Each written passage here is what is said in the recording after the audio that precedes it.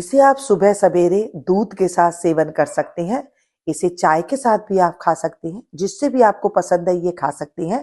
खाना खाने से पहले एक लड्डू ले सकते हैं, इससे आपकी भूख बढ़ेगी, पेट में जाकर के ये हाजमाते लड्डू बन जाएंगे।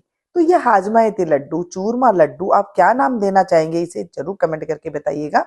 तो यहाँ पर लेंगे हम 2 कटोरी गेहूं का आटा। देखिए पहले जमाने में ना मोटा आटा हुआ करता था। अभी भी अगर आप चक्की पे पिसवाते हैं तो मोटा आटा पिसवा लीजिएगा। और उसके बाद आधी कटोरी जो है बेसन डालेंगे इसके अंदर, और चौथाई कटोरी यहाँ पर 2 चम्मच के करीब सूजी डालेंगे। जो बेसन आप पिसवा रहे हैं, अगर वो भी आपके पास दरदरा मोटा बेसन है तो वो बहुत अच्छा है, नहीं है तो आप इसमें 2 चम्मच अगर सूजी डाल लेते हैं तो ये वही काम करेगा जो मोटा आटा काम करता है। अब यहाँ पर आधी कटोरी के करीब हम घी लेंगे, जिसमें से हम कुछ बचा लेंगे, यानी कि इसमें चौथाई के कप यहाँ पर घी लग जाएगा। घी इतना लेना है कि हम मस लें तो ये एकदम मुट्ठी बन जाए। देखिए जब हम अंदर घी डाल देते हैं ना, जो हमारे लड्डू हैं एकदम सुपर सॉफ्ट बनते हैं, मुंह भी खुल जाने वाले बनते हैं।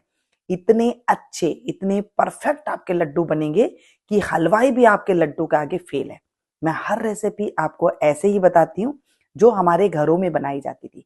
देखिए जो भी खाना बनाए ना आप घर में ही बनाया करें, बहुत साफ सुथरा बनता है, हेल्दी बनता है। आपको पता है कि आटा कितना पुराना है, बेसन कितना पुराना है, और घी आप कौन सा डाल रहे हैं। इस तरह से आपको मिला करके मुट्ठी तैयार कर लेनी है, और उसके बाद आपने इसमें डालना है गुनगुना पानी। ज्यादा गर्म पानी भी नहीं, ज्यादा ठंडा पानी भी नहीं। सर्दी के मौसम में ना ज्यादा ठंडा पानी, एकदम चिल्ड पानी से गूंथने से फिर आटे में लोच नहीं आता है, आटा अच्छा नहीं बैठता है। गुनगुना पानी से इसे अच्छे से गूंद लेंगे, जैसे हम रोटी बनाते हैं ना उससे हल्का सा टाइट आटा गूंदेंगे, ज्यादा नहीं गूंदेंगे, बस हल्का सा टाइट गूंदेंगे। जब ये आटा अच्छे से गूंद जाए तो इसे 10 मिनट के लिए हम रेस्ट करने के लिए भी रख सकते हैं। अगर आप अच्छे से इसमें लोच लगा देंगे तो फिर आप 10 मिनट रखने की भी आपको जरूरत नहीं पड़ेगी। ये देखें बिल्कुल रोटी जैसा आटा लग गया है।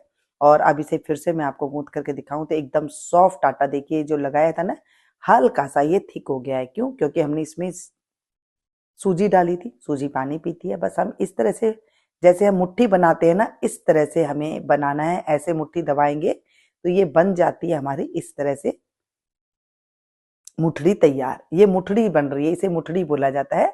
और देखिए इस तरह से हमने सारे आटे का बना करके तैयार कर दिया है, और अब हम इसे फ्राई करेंगे। तो यहाँ पर मैंने 2 चम्मच के करीब लोहे की कढ़ाई में घी ले लिया है, और घी में ही इसे आपको तलना है। अगर आप तेल में बनाना चाहते हैं तो भी बना सकते हैं। तो आपको कैसे इसका घी का टेस्ट लेना है वो मैं आपको बाद में बता दूंगी। आप इसे यहाँ पर आप तेल में भी तल सकते हैं। बहुत कम घी में, 2 चम्मच घी में मैं इसे तल रही हूँ। देखिए ये ज्यादा घी बिल्कुल भी नहीं लेंगे, जितना आपने डाला है ना उतना ही घी इसमें थोड़ा सा कम होगा, और ये तल करके हमारे तैयार हो जाएंगे। एकदम धीमी आंच पर आपको इसे तलना है। जब इसका कलर चेंज होने लगे तब आप उसको पलट दें।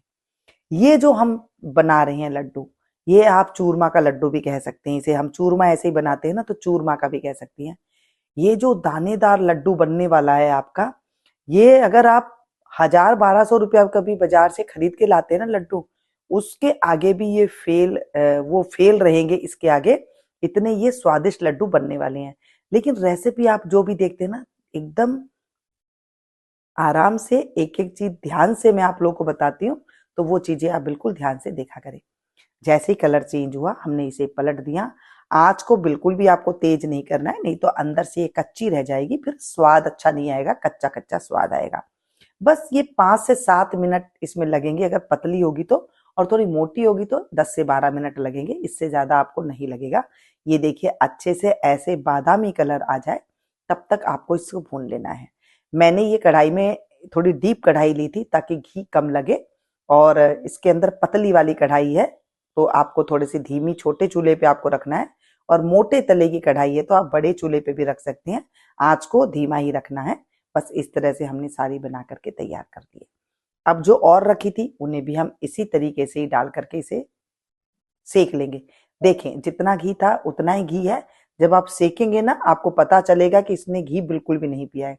जब तेज गैस पर हम घी में कोई भी चीज तलते हैं तो घी ज्यादा लगता है, धुआं बन के वो उड़ जाता है। और हमने इसके अंदर घी अच्छे से डाला है तो ये घी ऑब्जॉर्ब नहीं होगा, और मोटा दाना हमने इसका बना दिया तो घी बिल्कुल भी जो है इसके अंदर नहीं जाएगा। ये भी सिक करके तैयार हो गए हैं। चलिए इन्हें भी हम निकाल लेते हैं एक प्लेट में और थोड़ा ठंडा होने के लिए इसे हम रख देंगे। जब थोड़ी ये ठंडे हो जाएंगे ना तब हम इसको पीसेंगे। आप इसे इस तरह से तोड़ तोड़ के इसके रख दीजिए ताकि ये जल्दी से ठंडे हो जाए। अभी हल्के से गर्म है ये, जो पहले हमने तले थे ना वो ये हैं, ताकि वो हल्के से गर्म जो है वो थोड़े से ठंडे हो जाए। अब आप तोड़ने पे ही देख सकते हैं कि कितनी सॉफ्ट है। पहले क्या हुआ करता था, हमारी जो दादी नानियां थी ना, जब हम छोटे थे हमारी मम्मी क्या करती थी, इमाम दस्ते में इसे कूटा करती थी। बहुत आसानी से इमाम दस्ते में कूट जाता था। और अगर मैं आपको इमाम दस्ता दिखाऊं तो आजकल किसी घर में होता है, किसी घर में नहीं होता है। शहरों में ज्यादातर मिक्सी जार होता है, तो मैं आज आपको मिक्सी जार में ही दिखाऊंगी। ये अच्छे से इस तरह से तोड़ करके रख देते हैं, बहुत अच्छे से ये ठंडे हो जाते हैं। जब तक वो ठंडे हो रहे हैं हमने कुछ ड्राई फ्रूट ले लिया। मैंने यहाँ पर बादाम की गिरी ली है। आप बादाम काजू जो भी पसंद है वो इसमें ले सकती हैं। और हल्का दरदरा इस तरह से आप पीस करके इसे तैयार कर लें। जब ये बादाम वगैरह डाल देते हैं ना बहुत अच्छा टेस्ट आता है। ऐसा इतना अच्छा टेस्ट आता है कि जैसे हम बाहर से कोई 2,000 रुपया किलो के लड्डू लेकर के आए, इतना अच्छा टेस्ट आ जाता है। इससे कम ज्यादा आप अपने मर्जी के अनुसार इसमें कर सकते हैं। चलिए जी, बादाम हमारे पीस करके तैयार हो गए हैं। यहाँ पर हमारे जो चूरमा हमने बनाया था ना वो इसके अंदर ठंडा हो गया है। मिक्सी के जार में डालेंगे, सिर्फ इसे ऑन ऑफ करेंगे, 2-4 बार में ये पीस करके तैयार हो जाएगा। ज्यादा आपको घुमा करके पीसना नहीं है, नहीं तो ये एकदम आटा जैसा बन जाएगा। और ठंडा करके पीसना है। फिर से मैं कह रही हूँ, अगर गरम गरम पीसेंगे तभी भी ये आटा का रूप ले लेगा। ये देखिए बढ़िया ऐसे लग रहा है ना, जैसे हमने इसे इमाम दस्ता में कूटा है। यहाँ पर किन किनों ने इमाम दस्ता से कूटते हुए देखा है या कूट करके बनाया है तो ये जरूर कमेंट करके बताइएगा। ये देखिए, अगर आप भी आज भी आपके पास इमाम दस्ता है तो उसमें भी आप इस तरह से कूट करके बना सकती हैं। और मिक्सी में पीस रहे हैं तो हल्का दरदरा ऐसे ही आपको रखिएगा, ताकि छोटे छोटे से ये जो आएंगे ना दाने मुंह में वो बहुत अच्छे लगेंगे लड्डू के अंदर। तो इस तरह से आपको थोड़ा रखना है, एकदम पीसना नहीं है। चूरमा हमारा बनकर के एकदम तैयार हो गया है। अब इसको मीठा किस चीज से करना है। यहाँ पर जो घी बचा था ना, 1 चम्मच से 1.5 चम्मच करीब घी है, बस इसी के अंदर ही हम गुड़ डाल देंगे। 2 कटोरी आटा लिया था, 2 कटोरी हम गुड़ डालेंगे और इसमें 2 चम्मच के करीब घी डालेंगे। बस इतना ही डालेंगे। कप के अनुसार कितना लें, आप 1 कप भी डाल सकते हैं, आधा कप भी डाल सकते हैं, चौथाई कप भी डाल सकते हैं। जितना आपको घी पसंद है उतना आप डाल सकती हैं। बिल्कुल पसंद नहीं है तो जो घी बचा था ना बस उसी में ही गुड़ को पिघला करके आपको बना लेना है। ठीक है, बच्चों के लिए बना रहे हैं तो जरूर घी डालिएगा। अब इसी कढ़ाई में ही देखिए मैंने गुड़ डाल करके इसे लगातार चलाते हुए मैं इसे पकाऊंगी, नहीं तो ये नीचे जल जाएगा साइड में। अच्छा, अगर आपने इसे ज्यादा देर पका दिया तो ये चाशनी बन जाएगी, फिर आपके लड्डू एकदम कड़क बन जाएंगे।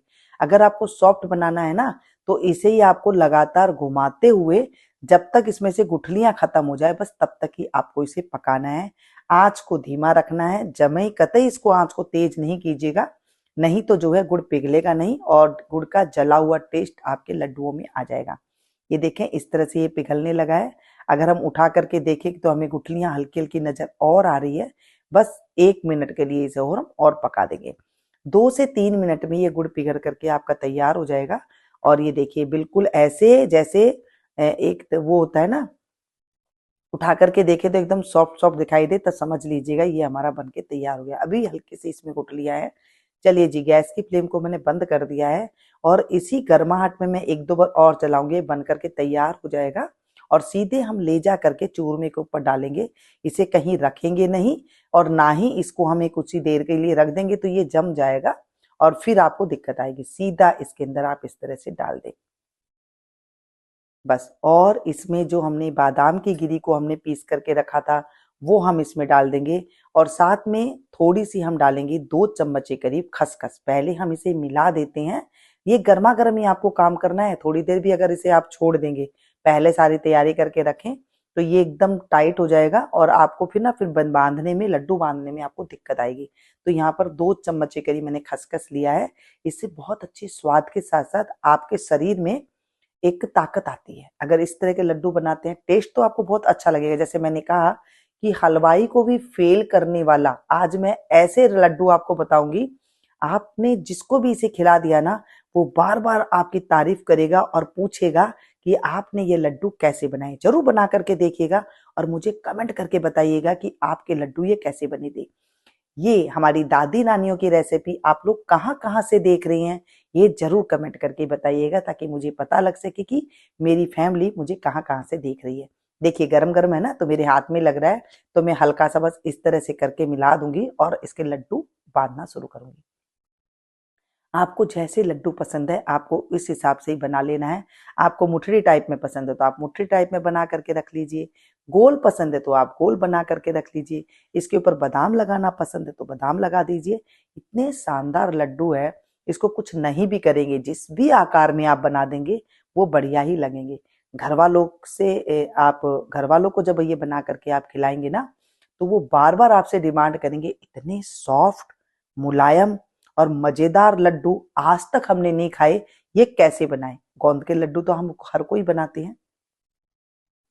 जब सर्दी में कभी कभी आप ये लड्डू बना करके दे देंगे ना, ये लड्डू हेल्दी होने के साथ साथ स्वादिष्ट भी बहुत रहेंगे और जो है ताकतवर भी रहेंगे, क्योंकि चूरमा हमने एकदम भुरभुरा सा बनाया है इसे, तो ये पेट में जाके चिपकेगा नहीं। सूजी के साथ साथ ना एकदम भुरभुरा हो गया। तोड़ करके दिखाऊं तो ये देखिए, है ना, एकदम सॉफ्ट, बिल्कुल मुलायम है, सॉफ्ट है। किसी बुजुर्ग को भी खिलाएंगे ना तो वो एकदम मुंह में घुल जाने वाले और बहुत ही आपकी तारीफ करेंगे और आप अपनी पीठ थपथपाते हुए नहीं रहेंगे कि मैंने इतने शानदार लड्डू बनाए हैं। मिलते हैं फिर से एक नई वीडियो में नई रेसिपी के साथ। तब तक आप लोग देखते रहिएगा मीनू गुप्ता किचन। और हाँ, मुझे आप लोग के लिए और किस चीज के ऊपर वीडियो बनानी है ये भी जरूर कमेंट करके बताइएगा।